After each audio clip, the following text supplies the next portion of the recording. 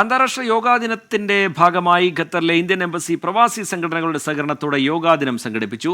യോഗ സ്വന്തത്തിനും സമൂഹത്തിനും എന്ന പ്രമേയം മുൻനിർത്തിയാണ് ഇത്തവണത്തെ യോഗാ ദിനാചരണം. ജൂൺ 21 വെള്ളിയാഴ്ച വൈകിട്ട് 6 മുതൽ 8:30 വരെ ഏഷ്യൻ ടൗൺ ക്രിക്കറ്റ് സ്റ്റേഡിയത്തിലാണ് പരിപാടി നടക്കുക. 40 മിനിറ്റ് ദൈർഘ്യമുള്ള യോഗയ്ക്കൊപ്പം കുട്ടികൾക്കും മുതിർന്നവർക്കും യോഗ മത്സരവും യോഗ ക്വിസും സംഘടിപ്പിക്കുമെന്ന് സംഘാടകർ വാർത്താസമ്മേളനത്തിൽ അറിയിച്ചു. There are many activities of yoga which have already happened during the past few days, including in schools.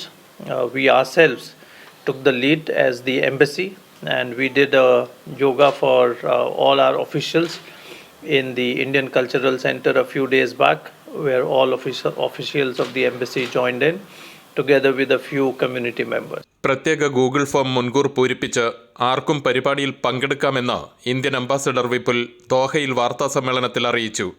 2014 ഡിസംബറിലാണ് June 21 അന്താരാഷ്ട്ര യോഗാ ദിനമായി ആചരിക്കാൻ UN ആവശ്യപ്പെട്ടത്. ഇതേ തുടർന്ന് 177 രാജ്യങ്ങൾ എല്ലാ വർഷവും ജൂൺ 21 യോഗാ ദിനമായി ആചരിക്കാറുണ്ട്.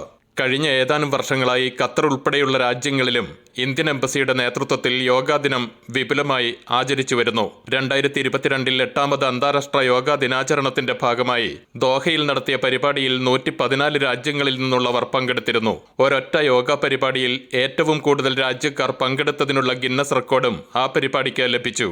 ദോഹയിൽ നടന്ന വാർത്താസമ്മേളനത്തിൽ Indian ambassador Vipul, Indian embassy first secretary Sachin Shankpal, ICC president AP Manikandan, ISC president EP Abdul Rahman എന്നിവർ പങ്കെടുത്തു.